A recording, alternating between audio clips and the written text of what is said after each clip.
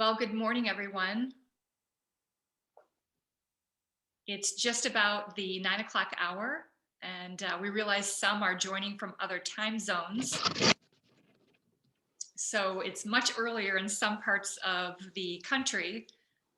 Time, we realize, is very precious these days, and so we're very grateful that you've decided to spend the next 60 minutes with us. My name is Shelly Skinner, and I'm one of the state chairs for Michigan Million Women Mentors. I will be moderating along with my co-chair, Ann Young. And Ann and I was so grateful to meet her. And my journey started with her and really looking toward both our passions for mentoring and really furthering the work that's happening within our state. So we'll be monitoring the chat throughout. We would love for you to post any comments, questions, anything that's of interest for even the future. Our goal is really to continue to have a quarterly connect and feature some of these amazing panelists like we have on the call this morning. So with further ado, I would like to turn it over to my co-chair, Ann. Good morning, Ann. Good morning, Shelley. Thank you so much. So welcome everybody, and welcome to our panelists as well. My name is Ann Young, and I have been chairing Michigan for several years, and one of the best days here was having Shelley walk into this co-chair role. So now we're arm in arm together, leading this mission. And you know, my background, I've grown with mentoring, and I've had incredible mentors in my world. And you know, mentoring is such a critical part of this whole mission.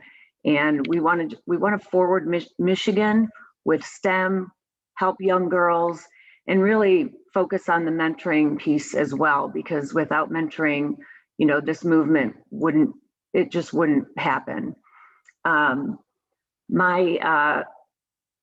You know, we've got such an esteemed panel of folks joining us today, and we are super excited to have the list of panelists here. Sorry about that. We have, I've lost my place here. I'm so sorry. This is part of what happens, right? No worries, Ann. Okay. So we've got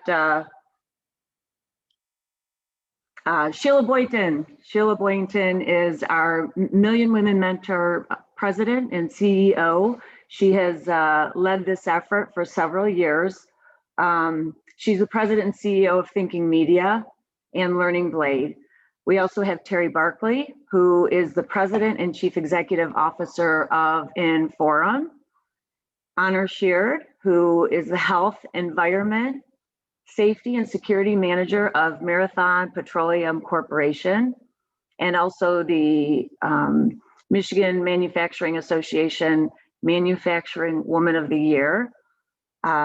We have Katie Heath, who is the founder of Focus STEM Next Gen and student at Duke University.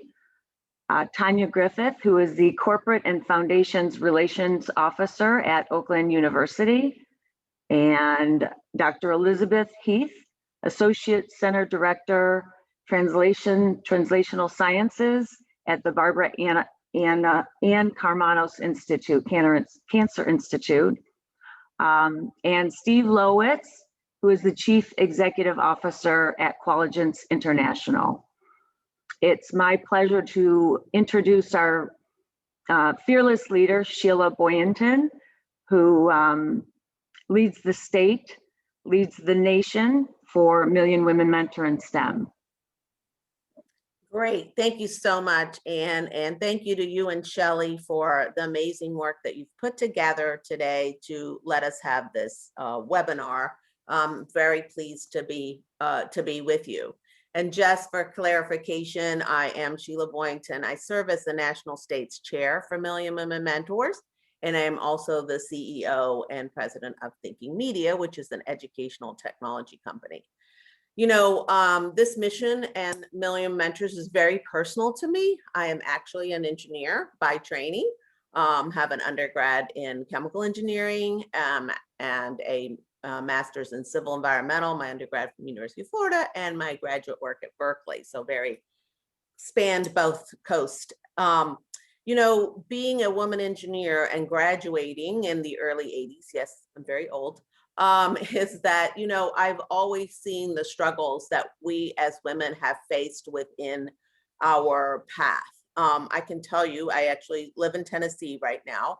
And when I first came to Tennessee about 30 years ago, and I was working as a woman engineer in a company, I was a water and wastewater engineer was my field. And I was designing a plant out in a remote area of Tennessee. And I asked, I needed to go visit the site because I needed to make some modifications to the design. And I asked my boss if I'm going to go out here and check on this. So he very uncomfortably told me, no, you can't go. I'm like, what do you mean I can't go? I was like, I need to go. Well, it was very difficult for him to say, but he said, look, they are not going to accept you out in this area as a woman engineer, number one, and a woman of color as well. That was a big affront to me to realize, the environment that we were living in. Of course, that was 30 years ago. We've made some strides, but I think, it's still been my life's passion and work always to lift up that next generation.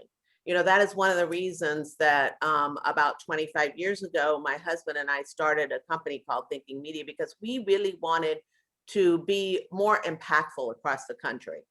And so, we started our work really to use technology like we use it today to reach more and more people, students, etc.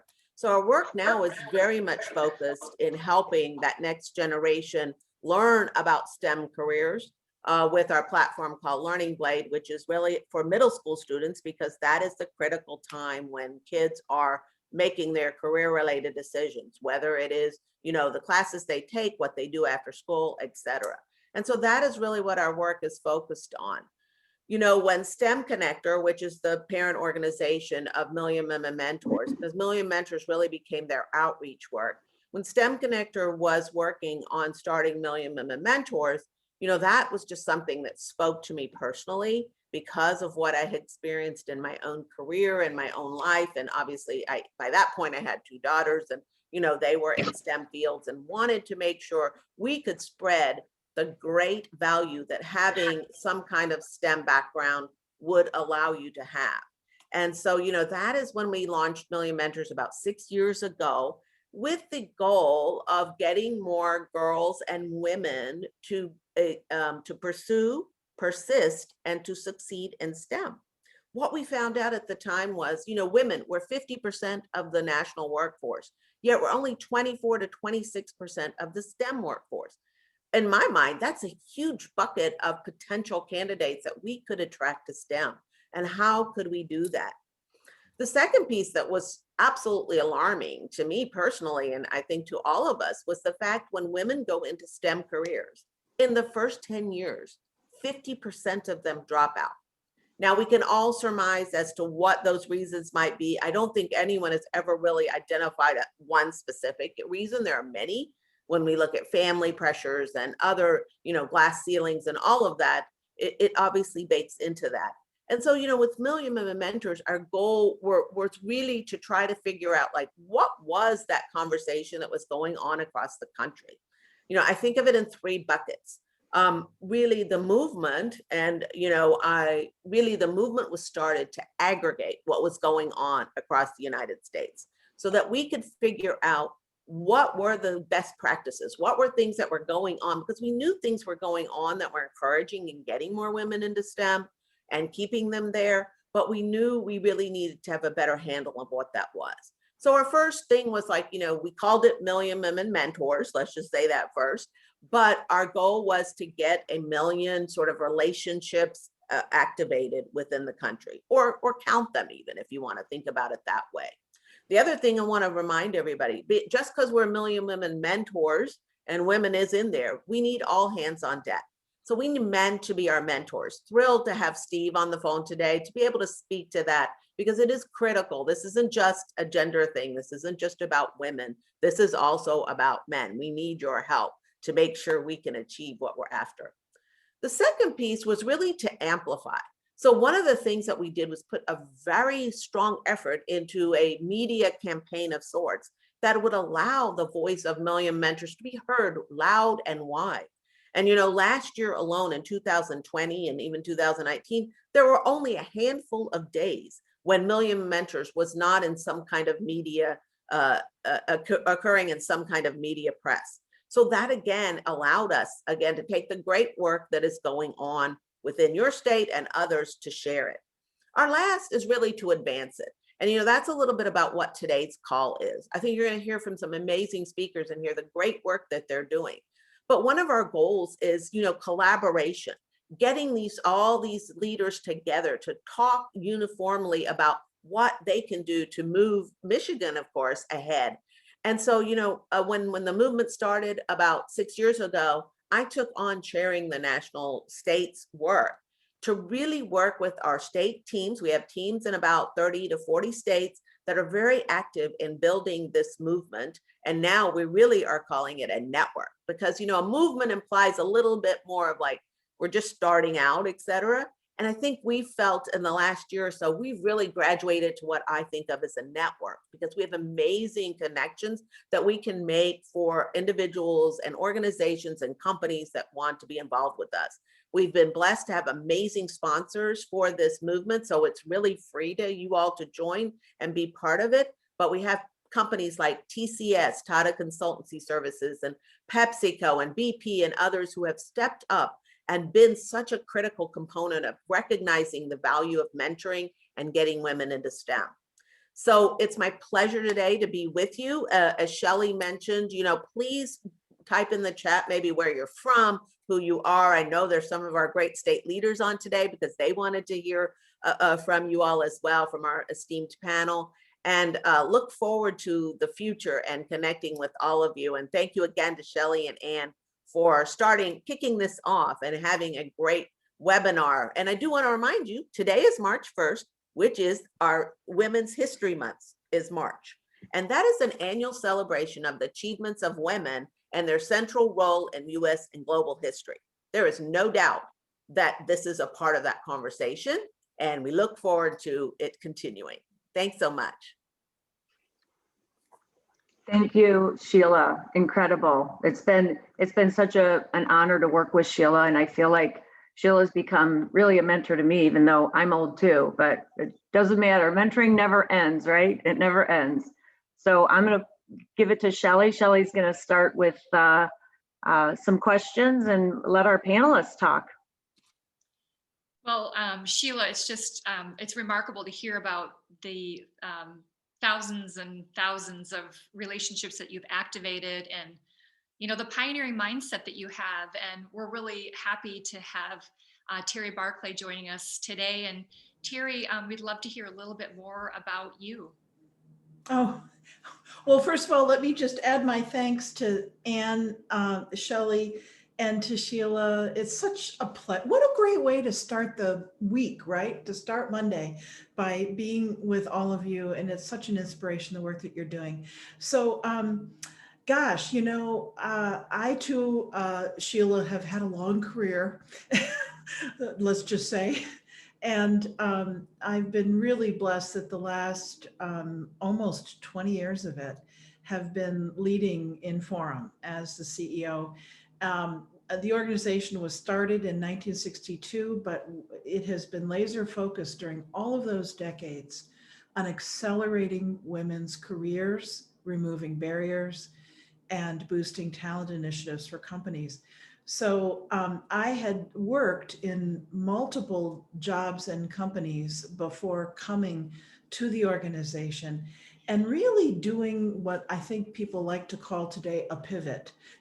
How do we continue to follow that North Star and do it in a way that is fresh and allows us to continue to grow? So In the last years, we have just seen an explosion in the organization. In fact, our membership is up 32% during the pandemic.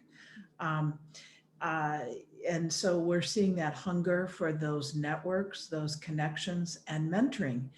Inforum offers multiple mentoring programs, and I hope we'll be able to talk about those a little bit later in the in the panel today.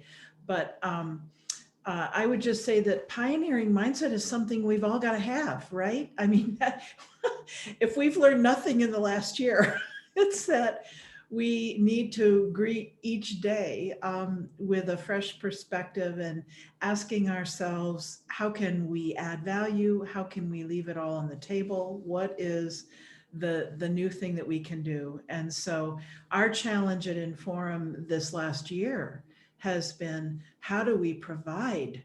How do you continue to grow your network and grow your skill set and connect with mentors while everyone's remote and working remotely? And I'm really proud to say that we have seen just truly a doubling in our work in that regard. So my career is just simply, one day someone in my network tapped me on the shoulder and said, hey, there's this job I want you to come do. And you know, being one of those people who's more inclined to say yes than no, which can be a plus and a minus, I did, and it was a huge risk. So when pioneers take risks, and I think that's what's so wonderful about the work that you're doing, is you're demonstrating the value that happens when you take those risks. So I'd love to talk more. I know we've got a lot of people who need to connect here, but I really would at some point like to talk specifically about the mentoring work that we're doing and how people who are interested can connect with that if they're interested. Well, thank you, Terry. And I know several years ago, I was just reading about, you know, you started the research arm of Inforum. Can you tell us a little bit about that and, you know, how that has really impacted the work that you're doing today? Oh, thank you for that question. Yes. So Inforum has been very focused on how do we elevate and celebrate women, and how do we support them? And then it occurred to us that we needed to talk about pioneering. We needed to do more on the demand side. And so beginning in 2003, we began publishing the Michigan Women's Leadership Report, which I have to tell you was groundbreaking and rocked a lot of boats when we first came out with that information. Because what we do is we look at the 100 largest public companies that are headquartered in Michigan, and we report on the number and percentage of women on their boards and in their leadership ranks. And here's why it was so groundbreaking. I think, as Sheila mentioned, women have been almost half of the workforce. We've taken a step back during the pandemic, I will say, but we've been fully 50% of the workforce for many years now. So when people look around their companies, they see women, right? But the question is, where are those women? What positions of influence are they in or are they not in? And so when we've published this data, it's all publicly available data, which we verified with each company. But I have to tell you, it was shocking to the companies to see their data, because I think everyone thought they were doing better. And what it triggered was really many years of focus, because we know that what gets measured gets done. And so companies knew that this was going to be more visible. They also knew that it was the right thing to focus on, because everyone's worried about their talent pipeline. And as Sheila pointed out, you know, if you're in a global competition for top talent, you can't afford to have half of that talent sitting on the sidelines and a disproportionate number of women, you know, not in the STEM fields. And so we have been really heartened by the actions that a little research report triggered on the part of companies to really double down, monitor their numbers, benchmark their numbers against their peers and competitors, getting a little bit of competition going there. And then, you know, really making progress. And we have seen progress in the numbers over the years, giving us all hope. Thank you, Terry. That's incredible, the work that you're doing in 20 years at Inforum with a 32% increase in membership. And I mean, that's just a testament to the work you and your team are doing and how important it is.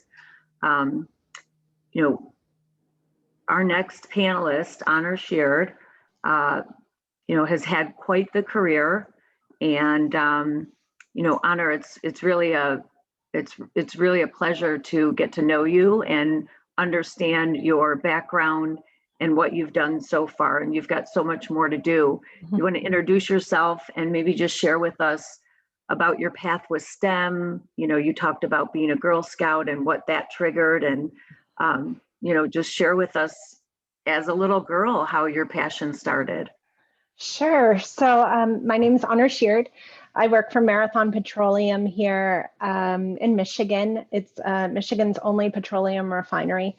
So I have been working with the company for 20 years. I started while I was in college, actually, as a co-op and just very idealistic environmental engineer, and have just loved the company and continued to grow. So now I'm manager at our Detroit refinery for health, environment, safety, and security. So I get to make sure that our people, our community, and our environment are safe, and keep us moving forward, just progressing us, reducing emissions every year, and just doing fantastic things here in Michigan.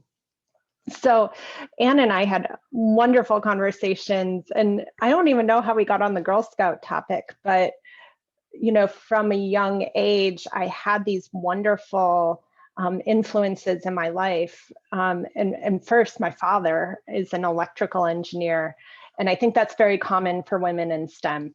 They have this influence that kind of pushes them forward.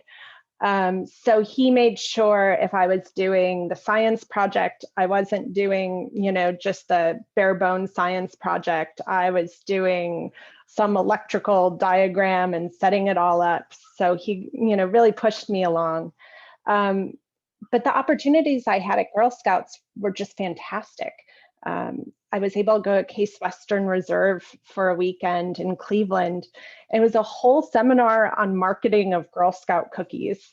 And it wasn't so much about Girl Scout cookies as it was teaching 5th and 6th grade girls about marketing and how to talk to people and being confident in a product and who they were. We would go on overnight trips to Columbus's COSI Museum, where they would have the whole museum for the Girl Scouts and had, you know, science projects for us. And we ran around this whole museum for 2 days, you know, doing whatever we wanted and making science fun. So when I was in high school, I kind of put this, I like math, I like science, I like the environment, I'll be an environmental engineer, before I even knew what that was, or maybe before it was really taking off as a field. So to my dad's credit, again, he searched for a program at Michigan Technological University, which is where I ended up going. It was a week-long women in engineering camp, and it was fantastic. They took us all around campus every day. We spent a whole day in a different discipline of engineering, and we'd learn about the potential career paths. We did experiments. They just let us, you know, work on this $1 million pieces of equipment and try to figure things out so you could figure out your passion. And so that's sort of where I went. And then I take this back kind of full circle. At Marathon, we've started this unity network of women that is trying to present mentors for our people, for our women at our work, but also looking at how we can help other girls. So we were able to partner up with Girls in Engineering Academy that's sponsored by the Detroit Engineering Society. And we hosted 30 girls, and I can't take any credit. I just showed up to help. There's a fantastic group of women at the refinery that put this all together. But we're able to take 30 young teenage girls around the refinery, show them how pumps work, how heat exchangers work, and also have fun, right? We did a roller coaster competition using pool noodles and colored duct tape, which was the part I got to help with, which was lots of fun. But having these opportunities to show young women just that there are women in STEM, that it can be a super fun career, you can be inventive, and really the sky's the limit. Is sort of how this has all kind of happened. And I look really forward to our network, you know, it's only 2 or 3 years old, really doing more of these opportunities. Wow, Honor, I can, your passion exudes. I can feel it through the screen here. So really grateful to just hear about your journey as a young woman, and your passion is just, I've got goosebumps on my arm just thinking about the possibilities. And also just, it's really great to introduce our next panelist. She as well, she's a young woman herself, and I'm thoroughly impressed with just the work that she's done in her short life and her passion. And she reminds me a lot of you. The first time I met Katie, I was blown away, and continue to be. So Katie, would love to hear a little bit more about you and how you founded this amazing organization at Karmanos Cancer Institute, and just tell us a little bit more about Focus STEM Next Gen. Yeah, great. Thank you so much, Shelley and Anne, for this amazing opportunity to share a little bit about Focus STEM Next Gen. So as a long-term volunteer at Karmanos Cancer Institute, it became very clear to me that my high school peers didn't have the same opportunities to network and to experience the world of science and research. And so I created Focus STEM Next Gen to provide a much needed immersive learning experience in the world of STEM. And the Focus STEM program allowed STEM interested high schoolers from under-resourced high schools to come and spend the day at Karmanos, where they met and learned from faculty and staff. They took a tour of the institution, and they had a networking lunch with healthcare leaders. And then for high school students who wanted a more in-depth experience, they applied to and attended the Focus STEM Next Gen Summer Intensive, which was a 2-week-long program where they shadowed physicians and scientists and other experts in cancer care. And building this program as a high school student presented some pretty unique challenges. I really wanted to ensure that this program was led by students because it serves students. And so therefore we developed a student executive committee along with a faculty steering committee. And logistically, communication between the two was a bit of a challenge. Pre-COVID, students are physically in school all day when faculty are available for conference calls, and when students are available, it's usually pretty late at night. And so in the end, we learned to communicate via email and have separate committee check-ins.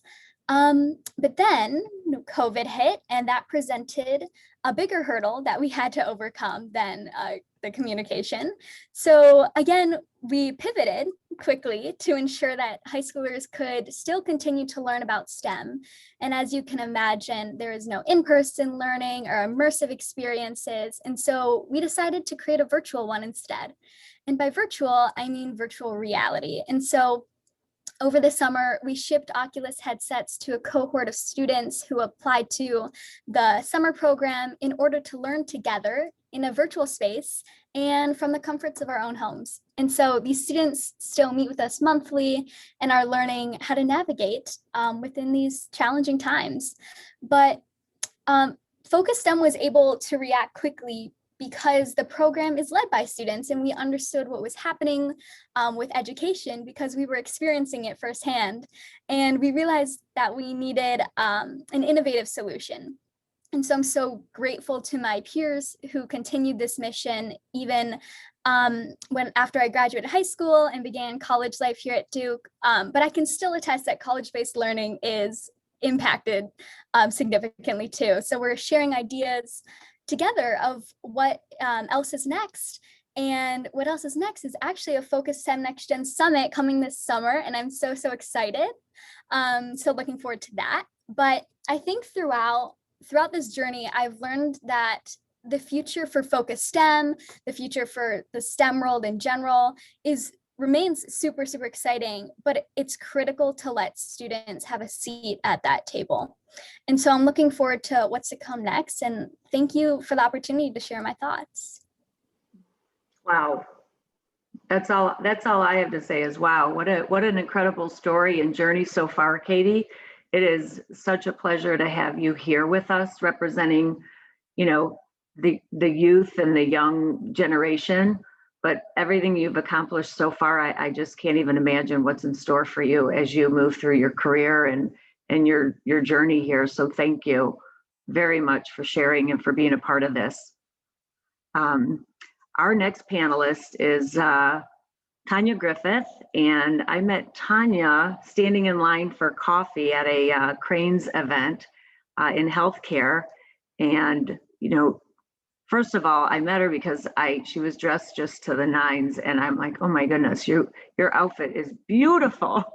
So that's where our conversation started. And then I got to know her, and for the past couple of years, we've connected, and it's amazing the work that she is doing. Tanya, your story is incredible.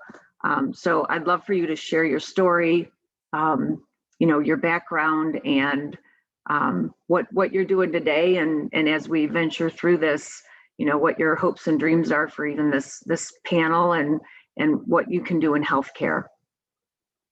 Thank you so much, Anne. That was such a beautiful introduction. Never underestimate the power of a nice outfit. Exactly. To share a little bit about my background, I was the first in my family to graduate from high school, as I shared before.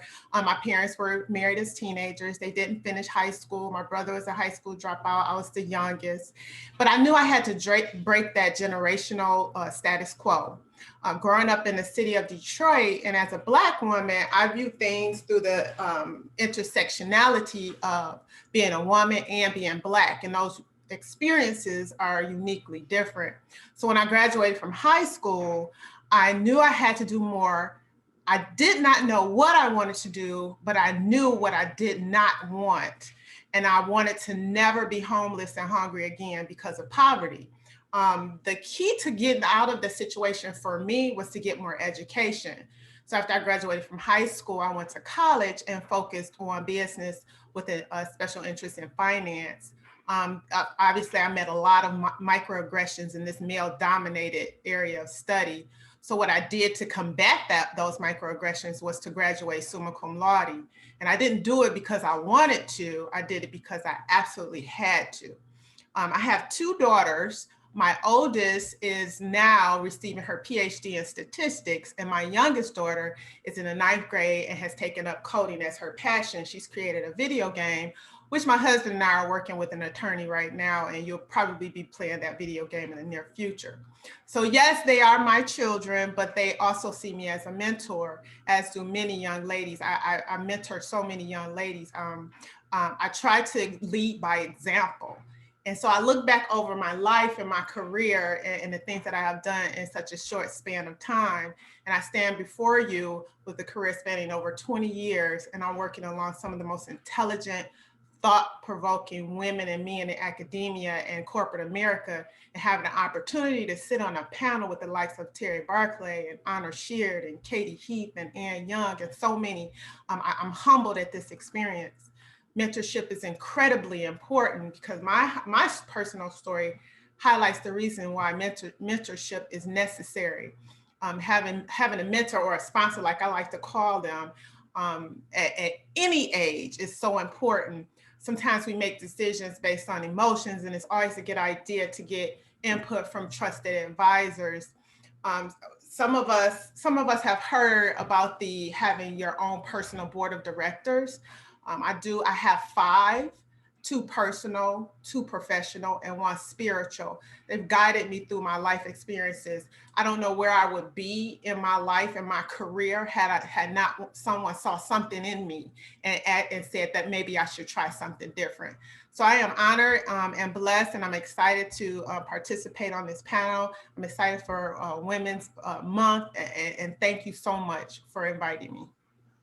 Absolutely. I mean, what a pleasure to have you, Tanya. Will you share just a little bit about your work at Oakland University? Yes. And how, the impact that you're having on some of the students and just the profession of healthcare? Yes, so I am the corporate officer for the schools of medicine, nursing, health sciences, and diversity, equity, inclusion, and access programs. Essentially what I do is help corporate partners come together. A lot of corporations would want access to our resources, which includes our students, our research, and our campus at large. And what we're doing in that space is to making sure there's compatibility and to make sure that our corporate partners understand that there's so much Oakland has to offer in the academia space. Research is so important and so key with our School of Nursing and our School of Medicine in conjunction with our engineering school. We have many companies coming to us, and our environmental health and safety, which Marathon has been a great partner in that space. Many of our corporate partners looking for that young talent, those talent in STEM, to be the next generation of researchers, or tell us what's the next step. We have autonomous vehicles. We had COVID-19. A lot of the big companies are looking to universities to help with the study of these vaccines. So that's where I'm working in that space. So a lot of companies come to me to help facilitate those relationships. Yes, I bring in money to the organization as well, but it's bigger than that. It's about those relationships and to identify the talent pipeline, which is heavily focused on the STEM, to bring those things forward. Well, thank you, Tanya. And I love the personal board of directors, and just continuing along the theme of, your work in healthcare. I would love to introduce our next panelist, who is another mother of and mentor of strong daughters. And if you recognize the last name, I'd like to introduce Dr. Elizabeth Heath, who is done some amazing work along the same path. And Elizabeth, I'd love to hear a little bit more about you, and if you could share a little bit about the intersection between mentorship, women in STEM, and really the importance as it relates to building future leaders in healthcare within our community and beyond. So Dr. Heath, love to hear a little bit more from you. Thank you so much. I really want to thank you, Sheila and Anne, for this opportunity. And I'm in awe just listening to these stories. I think many of us on the panel are so dedicated to getting that word out, mentoring the next generation. I thought I would share with you sort of my role as professor of oncology at the Wayne State University School of Medicine, where I've been at for 18 years now. Part of the issue for us is recognizing that, yes, we need to cull the pipeline, and we're hearing about the investment in young women and girls. But the other part of my job is to retain them there and to grow them in leadership. And that is a separate set of challenges. It isn't enticement of, are you interested in STEM and how wonderful it is? It's how do you stay there and actually grow as a leader? So if you just take medical school, and this was mentioned by Sheila earlier, just like the workforce, it's now 50% women in medical school. Now, I went to medical school in the 90s, not to tell my age, but it was 25% women. We thought, wow, that was progressive. That's amazing, 25%, because there were predecessors before me that were in single digits. And sometimes they were the only person that was a woman in their class. So we've come a long way. But if you look at women leaders, chairs, deans, cancer center directors, you're looking at 12 to 18%. Does not reflect the current, population. So I'm in academia. What do? We love metrics. As I think Terry said, no metrics, hard to argue, because then folks say it's all about emotion. Oh, you got passed over because you're too passionate, or whatever nice words they want to throw at you that don't end up in the HR world. But part of the struggle is sort of recognizing, why is that? So there was a study, and I like to cite some data because I am a data-driven person. And sometimes when you're talking to our male colleagues, it's easier if everybody's just focusing on the same set of metrics. So we looked at 1,200 women physicians and said, all right, let's talk about when you have to do some sort of elected office or leadership role. How many of you are wanting to do that? So from high school, college, and medical school, it's like 44, 45%. Expected, phenomenal, something we can encourage and continue to encourage, and this group will continue to do so. But right after graduation of medical school, as you're then pursuing a postgraduate residency fellowship, that number goes down to 16%. 16% right off the bat.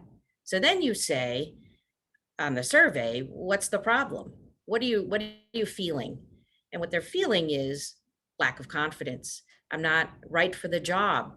I'm not sure if there is another test to take to show I'm as good as. Maybe I'm not qualified. So all of the things that we've heard about, whether it's true imposter syndrome or you're just not sure anymore, or lack of mentorship. There's nobody saying, well, of course, that's the next step. You're clearly going to take that. That's lacking.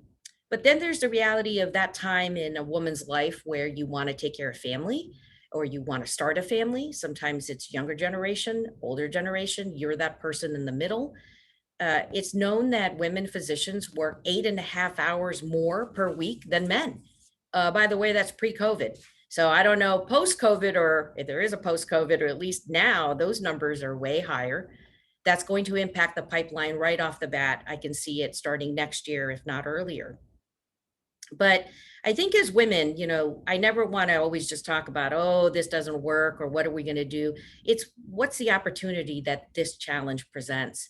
And I think as women, we have to embrace it in a more intentional manner.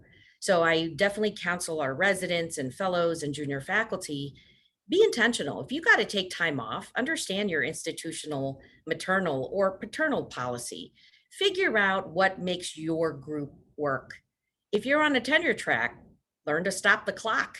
Stop the clock is not something you're ashamed of. It's, I got to take time out to do something else. So therefore, don't penalize me for something that is something that I want to do. Those are allowed. Those policies are changing. You have to be part of that policy. So the other part of this is, how do you change the cultural expectations and norms and biases? Well, you do that by, again, recognizing that it's occurring, but also figuring out more data. So just recently, there's this data that came out of ASCO, which is our big cancer meeting, worldwide, international meeting, 40,000 to 50,000 attendees annually.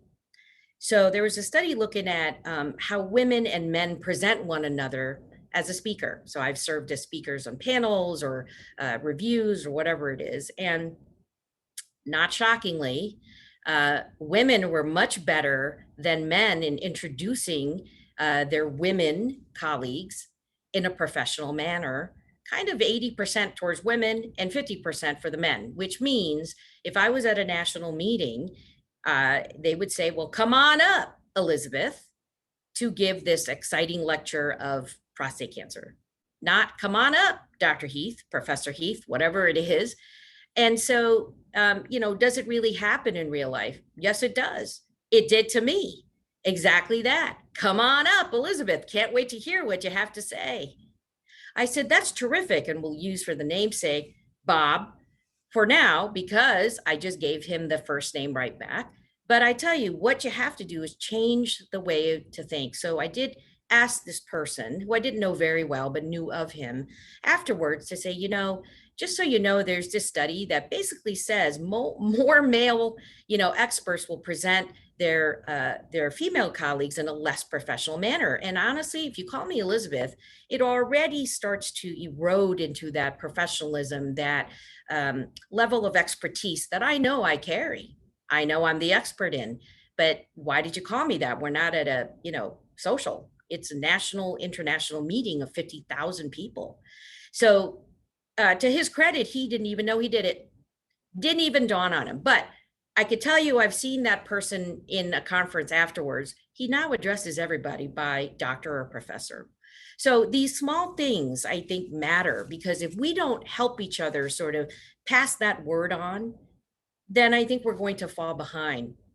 And just lastly, what happens in my world, and I think this happens also with Terry's point of metrics, is, in academia, we publish. So whether it's publishing information that you don't have enough women in your board of directors, or publishing a research study, 80% of the time, first authors and last authors or senior authors are males, and 20% are females, which means that in a scholarship-driven, promotion geared journey, you're going to lose out because you don't have the metrics. So understand, when you start something, and we women are really good at showing up to do the work, get credit for the work, define that credit up front. And I think these kinds of stories, it's really important to know how to navigate, because you won't retain them. My struggle now is retaining really talented junior women in the world that I'm in. They are struggling with just understanding the different things that they can achieve in, because it's not so clearly put. And it still is a very male driven and, in leadership. So we have to use organizations like this, and, just experts like all of you on this panel, to learn from one another, because I don't think anyone sort of intentionally doesn't want to do it. It's just that if we want this to go, we absolutely have to try and define what it is that we want. So if you want to be that leader, say so. And lastly, I just have to say, I love this statement. I think I've heard it this morning from Tanya, in terms of, this statement from Kathy Hanna, which I think is a partner at KPMG, which is, just so wonderful. When I say this to our medical students, they sort of look at you and go, oh, I totally get it. There's differences between a coach, a mentor, and a sponsor. And we women don't make that distinction. And I hope everyone on this webinar will. A coach tells you what to do. A mentor will listen to you, but a sponsor will talk about you, hopefully in a good way. But it's important to know how to call all three, and maybe think about having all three on your board of directors so that you can succeed. So Shelley and Ann, thank you so much for this opportunity. I hope that we will continue these conversations that are so critical in ensuring success and leadership, especially for women in the world of STEM.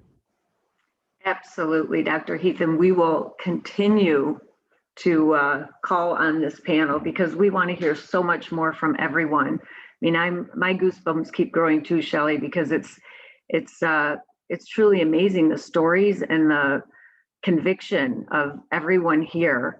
And the mentoring is important, the leadership is important, and like you said, the metrics. I mean, it's all so critical to advance young women and men in their careers.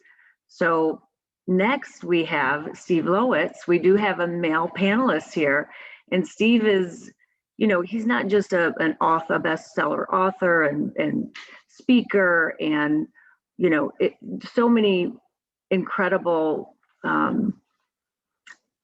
things that Steve has accomplished. He is truly, I've known Steve for a couple of years now. He spoke at a Gallagher leadership summit. And then just to understand him and know him, Steve has a heart of gold. He is a doer. All these panelists are doers. There's no question about it, but he truly cares. And, Steve develops leaders and mentors. I mean, the work that he's doing at Qualigence and beyond is incredible. So Steve, without further ado, and our male panelists who truly makes a difference with women, men mentoring, Tell us a little bit about yourself and the work that you're doing with leadership and mentoring and everything you do to help advance the youth and beyond. Well, thank you, Ann. That was a very kind introduction, but I got to tell you, I haven't met most of the panelists. In fact, I've only met Ann to this point, aside from a quick conversation we had, and just incredible stories, both incredible in understanding the reality of what you've gone through and all of the work that you've actually done, talking about having a wonderful example, not only for women, but actually for men as well. There's issues on both sides of that. So thank you for sharing all of your stories and the work that each and every one of you are doing from your male counterpart side. I say that from the bottom of my heart. So I'll give you some context. I'm not the token male. Yes, I'm a bald, middle-aged white guy here. I get it, right? But we're all in this together, right? I'm not so much in the STEM world, but a lot of our clients are, and I'll come back to that here in a second. I'll give you some of my background just so you have kind of a context of what's going on. So I'm a first generation here. My parents are from Poland, came over as hardworking blue collar folks that worked at General Motors until basically the day they retired. My dad passed a couple of years ago, unfortunately. And really their motif, so to speak, was work hard, work hard, work hard, and you'll get ahead. And my dad was a perfect example of that. My mother still works hard to this day. And we're perfect examples of that for me. So I had the intent to do something bigger, so to speak, coming out of that blue collar roots. And I thought I was going to be an architect. So I went to school, I went to Lawrence Tech to be an architect, and then realized soon after that, I hated it, just hated it. And I didn't have somebody around me at the time that could say, hey, take that knowledge and go do this. Take that knowledge and go, what do you really, really, really want to do? So I had to kind of figure it out, which led me to the business of people. So for the last 28 years, I've had to learn about people. I've had to understand what makes people tick. And as part of that, I had to understand what made me tick, because I've learned from all the other people around me about what's right, what's wrong, what I could do, what I couldn't do based on their examples, men and women alike. And that's one of the incredible pieces on this, which I'll kind of loop back in here. So today, I got into the business of talent selection, recruiting, and so on. That was kind of the beginning of this. And I didn't get in it initially to kind of change the world. I got in it because an opportunity presented itself to me. But here, 28 years later, not only are we in the selection piece, but we're also in the leadership development piece. And this is what draws this kind of story together of all the things that these great panelists have been talking about. Because there's a number of issues that are going on from my perspective that we try to help organizations with, specifically around the idea of mentorship and building leaders, both of female, male, and everything in between, right? This is key to us. In our organization, our leaders are about 60% female. And it just happened that way because of who we developed and how we were developing and who stood up. In retrospect, it actually wasn't by design. Let me put that out there. It happened because the females were the most qualified people for the job and had the greatest opportunity after our development, after our training. So today, as the leader of the organization, I spend about 40% of my time developing our own leaders. So I'm the CEO of the company. I used to be the biggest business development person within the organization. And a number of years ago, I shifted my focus to developing our own leaders. And I've got everything from new college grads all the way to much older than I am, right? And that's incredible. But this idea of developing leaders, those that we have to have the right view of leadership first. Let's look at leadership, and then let's look at how that plays into mentorship. When we think about leadership, there's a big difference between leading and managing. Managing is about process. Leading is about people. Leading is about unlocking the potential within people, which means as leaders, we have to give a damn. We have to care about people. And that's not always taught. If we think about what's taught through school and in the environment that a lot of organizations are in, Leadership is about, how do I get to the top first? Okay, there's nothing wrong with getting to the top. Please, let's make sure we're clear about that. But in order to lead people, by definition, it's developing other leaders. And it's committing the time and energy to understand people without assumptions. Now, let me parlay that into some of the work that we do. As I work with organizations all over the world, from small organizations and startups to some of the big Fortune 500 companies. And this is one of the problems that all of you on this panel have probably experienced, that folks in my organization have experienced because of me, and that young kids, especially females, young girls, experience as well. We make assumptions about what you could be or should be doing. Let me say that again. We make assumptions as leaders, male and female for that example, but primarily male, of what you could be doing and should be doing. Think about in a corporate environment, when we create job descriptions, whether it's a STEM position or something else, we create a job position and sometimes unknowingly it's biased towards a non-female. You got to have a male in the role because of what you're looking for, instead of focusing on the results of the position that is non-gender specific, that opens the door to females in a much different light. We've got to change our thinking because we often assume we have to have this profile to do this job specifically in STEM and outside of STEM. But we're making assumptions that we don't even always realize we're making.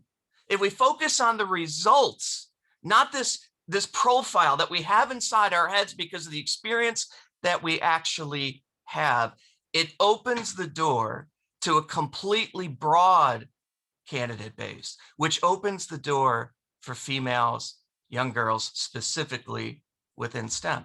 But our focus has to shift. Our focus has to shift to caring about people.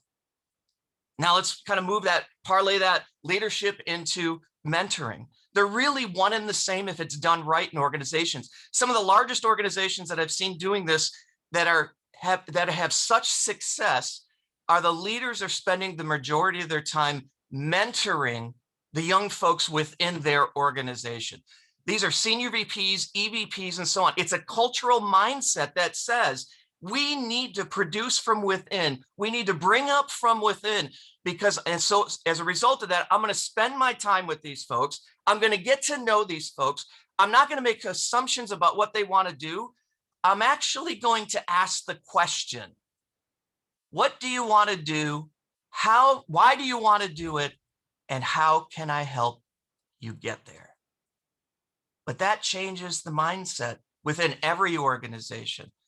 That creates a culture of, let's bring in young ladies, let's bring in women to some of these other roles that are out there that we just assume we need this profile here. But mentoring goes further than that. Mentoring really starts to unlock the potential. And mentoring should not just be well, they're doing it over there. For example, a couple of weeks ago, I was talking with a client. The CEO happens to be a male, large organization. And I was asking him about mentorship programs internally. He said, yeah, that lady over there, she's running it for all the women. Now, I love what you all are doing to advance the cause of women, especially in STEM. But within the corporate world, it shouldn't be one exclusive or the other. It should be men mentoring women, women mentoring men, back and forth, because we view things differently, and that different context and different perspective actually helps all of us. If we continue and I'm speaking of the corporate world, not the work that you're doing here, because you got to get them to the corporate world. You got to get them to stay in the corporate world. But in our organization, we have about 40% of our team-ish are serving as mentors for rest of the team. Men versus women, women versus men, older versus younger. And it gives that different perspective of people who actually care. So with that, I've rambled on for about 14 minutes. We're excited about the work you guys are doing. We're excited about the movement some of these corporations are making, not only in developing leaders, but of creating environments where mentorship is put at the forefront. And mentorship is not just a female versus male. Mentorship is a combined movement, so to speak, that actually helps all of us. Wow. Thank you. Thank you, Steve. And it's all about mentorship, men, women. Yeah, beautiful. That was beautiful. And you do care a lot, and it shows. Thank you, everyone. I'm going to pass it off to Sheila to do some a few closing remarks, but truly from the bottom of my heart, this has been the most incredible 60 minutes, and there's going to be more. I assure you there will be more. Yes, great. Thank you so much, Ann and Shelley. And I mean, kind of hard to follow Steve there. That was beautiful and great. And Elizabeth, I mean, every one of you, just that amazing, specific examples you guys gave really are inspiring and a great way to start a Monday morning, I would say. And as Ann said, and Shelley, you know, this is not the end. This is not one and done. We want you guys involved. We want you at the table. We want to hear more from you all and your stories. So, so we are encouraging you now. I love a call to action. You know, we're going to follow up with an email. They're going to have a couple of options. Certainly, if you would like to get involved in Million Mentors in Michigan and work with Shelley and Ann on building the team, we encourage you to email them. If you want to know more about, you know, our organization and what's going on, you feel free to email me. But be on the lookout, because we're going to have another webinar that's going to be a little more interactive, where we actually are going to work to build a team in Michigan that will be focused on this network and this effort to grow more women and girls in STEM. And I just want to thank again all of you who have participated today, those that not only have spoken, but those that have been listening, because hopefully you've heard something in there that really captured you. In addition, we will also send you an email. Next Monday is International Women's Day, and we'll be hosting an event called Female STEM Leaders Challenge Convention. We have partnered with the Women Business Collaborative, and really we're going to be focusing on women who have achieved a lot in their careers and hearing from them their path. I think any one of you guys could also be on that as well. We had that today too, but we'll be hearing from some national companies, including PepsiCo and Booz Allen Hamilton, some really executive leaders in Intel and other companies that I think will be very interesting to you all.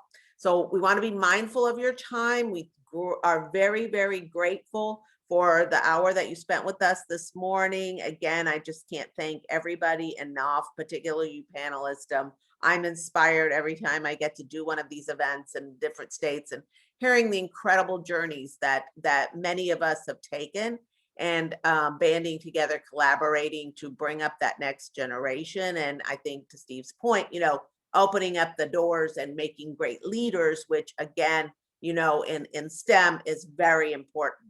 And so I hope everybody has a fabulous day and a great week, and appreciate you all. Look forward to the continuing conversation. Thanks.